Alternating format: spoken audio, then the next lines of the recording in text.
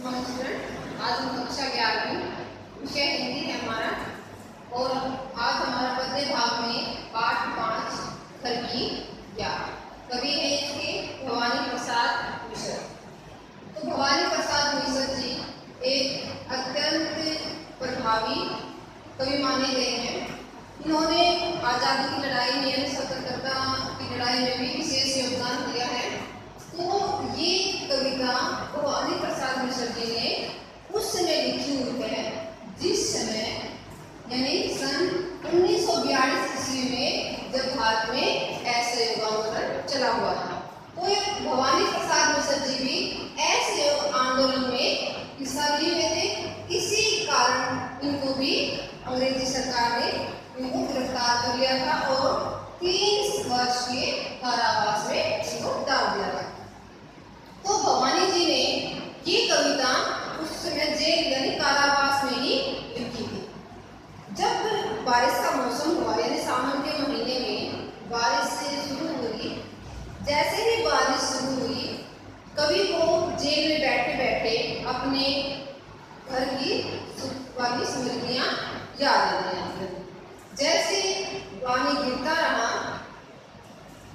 बारिश होती रही, ठंडी ठंडी हवाएं चलने लगी, तो कवि को अपने घर की अपने परिवार के सदस्यों की याद आती है। तो सबसे पहले जो कवि हैं वो जिस प्रकार जो कालिदास जी थे, वो महान कवि थे कालिदास जी, उन्होंने अपनी रचनाओं में मेघ को यानी जो बादल थे उनको दूध की तरह चित्रित किया था कि वो अपनी बातों को मेघों के द्वारा बताना चाह रहे थे। यहाँ पर भी भवानी प्रसाद मिश्र जी इस कविता में सावन के महीने को संदेशवाक्य मानते हैं और कहते हैं कि हे सावन, बार बार सावन से विनती करते हैं कि हे सावन, तुम मेरे परिवार के सदस्यों के पास जाओ और उनको मेरे खुशहाल जीवन के बारे में बताओ कि मैं यहाँ पर भी खुश हूँ, मुझे यहाँ पर कोई भी तकलीफ नहीं है। तो जो कवि है वो अपने घर की स्मृतियों में खोए हुए हैं। तो सबसे पहले अपने पिता के बारे में सोचते हैं कि उनके पिताजी कैसे व्यक्ति हैं, कैसे व्यक्तित्व वाले वो पुरुष हैं। तो वो कहते हैं कि जो मेरे पिताजी हैं वो वैसे तो बूढ़े हो गए हैं, उम्र में तो यानी कि वो बुजुर्ग हो गए हैं, लेकिन उनकी जो बातों में ताकत है, जो साहस है, वो किसी जवान व्यक्ति से कम नहीं। वो सुबह सुबह उठकर पूजा पाठ करते हैं, व्यायाम करते हैं, यानी वो किसी के सामने अपने दुख दर्द को जाहिर भी नहीं करते। वो एक ऐसा दिखावा करते हैं कि जैसे उनको किसी प्रकार का दुख या कष्ट नहीं है। जो कवि की यानी उनकी माता के बारे में कवि कहते हैं कि बेचारी अनपढ़ है लेकिन फिर भी पूरे परिवार का ध्यान रखती है, ख्याल रखती है। अपने दुख की भावनाओं को जो लेखक के प्रति उनका मन दुखी है वो दूसरों के सामने प्रकट नहीं होने देती।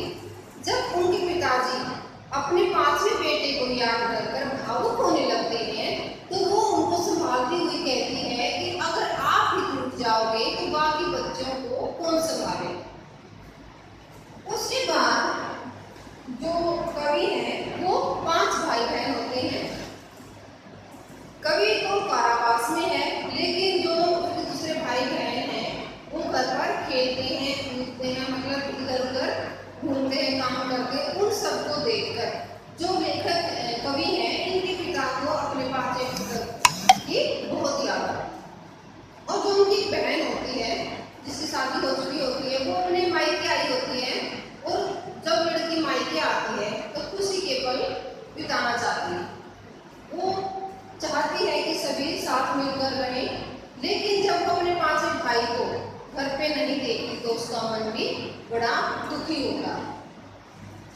उसके बाद कभी सावन को संदेश वाहक के रूप में बार बार विनती करता है कि हे सावन, तुम मेरी भावनाओं को यानी मेरे इस तरह के रहन सहन जो मेरा परिवार है उन तक तो मेरा संदेशा पहुंचा दो और उनको कहना कि मैं यहाँ पर बिल्कुल सुरक्षित हूँ, बिल्कुल ठीक हूँ, मुझे यहाँ पर कोई परेशानी नहीं है।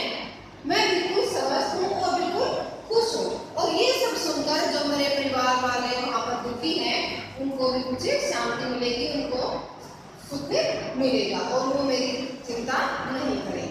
स्टूडेंट्स, ये हमारा लेसन है, जो कविता है हमारी घर की याद, इसको आपने अच्छे से रीड करना है। इसके सभी प्रश्न उत्तर आपने अच्छे से इनको याद करना है।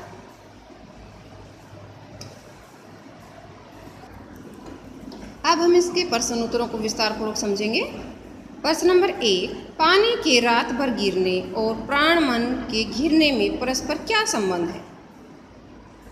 उत्तर, कवि जेल में है, वर्षा हो रही है, कवि को उसके घर से दूर होने की पीड़ा सता रही है, उसे परिवार वालों की याद आ रही है।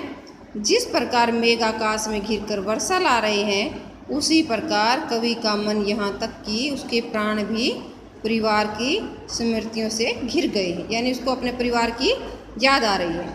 जैसे जैसे पानी रात भर लगातार गिरता जा रहा है, वैसे वैसे कवि के हृदय में भी अपने प्रियजनों की स्मृतियाँ चलचित्र की भांति निरंतर उभरती जा रही हैं। इसका मतलब है कि जैसे जैसे पूरी रात, जैसे पानी बार ज़्यादा से ज़्यादा बारिश हो रही है, उसी प्रकार कवि को भी ज़्यादा से ज़्यादा अपने घर वालों की, अपने परिवार के सदस्यों की याद सता रही है।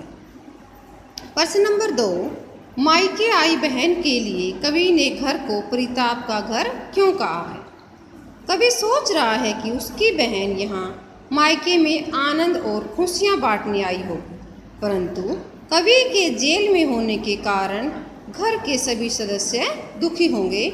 जब उसे इस बात का पता चलेगा तो वह भी दुखी हो जाएगी। वह तो खुशियाँ पाने के लिए मायके आई थी, परंतु भाई के न मिलने पर वही घर उसके लिए दुखों का घर बन जाएगा। जैसे कि हर एक बहन होती है, प्रत्येक बहन अपने मायके आती है तो आनंद और खुशियाँ बांटने आती है, परंतु कवि के जेल में होने के कारण उसके परिवार के जो सभी सदस्य हैं क्या हैं, वो दुखी हैं। और उसको भी जब पता चलेगा कि उसका भाई जेल में है तो वो खुशियाँ पाने की जगह पर उसको भी दुख प्राप्त होगा। प्रश्न नंबर 5, पिता के व्यक्तित्व की किन विशेषताओं को उकेरा गया है? कवि ने एक ओर तो पिता के मजबूत शरीर सोष्ठ और उनके साहस का वर्णन किया है, तो दूसरी ओर उनके हृदय की कोमलता का भी निरूपण किया है, यानी वर्णन किया है। कवि पिता के व्यक्तित्व को दर्शाता है। वह कहता है कि उनके पिता पर बुढ़ापे का कोई लक्षण दिखाई नहीं देता, वे अभी भी पूरी क्षमता के साथ दौड़ सकते हैं, खिलखिला सकते हैं। साहस तो उनमें इतना है कि वे अपने सामने शेर तो क्या, मौत को देखकर भी न हिचकिचाएं। उनकी आवाज़ में बादलों जैसी गर्जना है तो काम में तूफानों जैसी गति। गीता का पाठ करना उनकी धार्मिक प्रवृत्ति का परिचायक है, तो दंड बैठक करना, दर्द हिलाना उनके व्यायाम के कारण बने मजबूत शरीर को दर्शाते हैं। उनका हृदय इतना कोमल है कि वे अपने बच्चों में कवि को न पाकर रो पड़ते हैं। उनके हृदय में कवि के प्रति चिंता बनी हुई है। स्टूडेंट्स, आपने इन सभी प्रश्न उत्तरों को अच्छे से लर्न करना है।